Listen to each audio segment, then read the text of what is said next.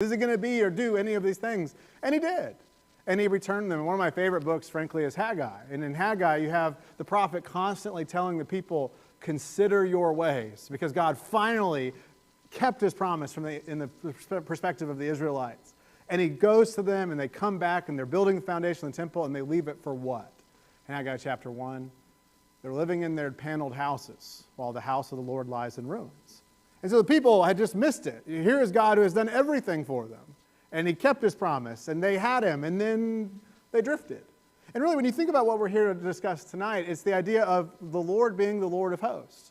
And the reason I bring up the post-exilic prophets is because Zechariah and Malachi use the Lord of hosts more than arguably any other book. Now, Isaiah's pretty close, but it's cheating because there's 66 chapters there. But for a per-chapter basis, and we're going to see this in Zechariah 7 and 8, the Lord of hosts is slammed. The fact that the Lord identifies himself to the people. The Lord of hosts says, the Lord of hosts says, the Lord of hosts has spoken. So there's obviously something for us to take there. And I think for us, it's do I surrender to him?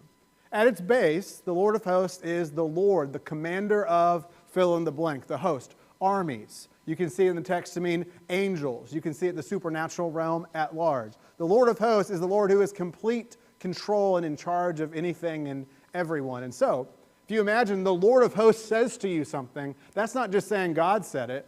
That's saying, by the way, before you answer, as you listen to me, I, in control of the entire universe, say this to you. Amping up the pressure a little bit, isn't there? When you think about Malachi chapter 1, you have a people who have seen God's love. They had the stories of people who rejected God's love. And yet, notice what's going on here. Malachi chapter 1 and verse 2. I have loved you, says the Lord. Is not Esau Jacob's brother, declares the Lord? Yet I have loved Jacob, but Esau I have hated. I have laid waste his hill country and left his heritage to jackals of the desert.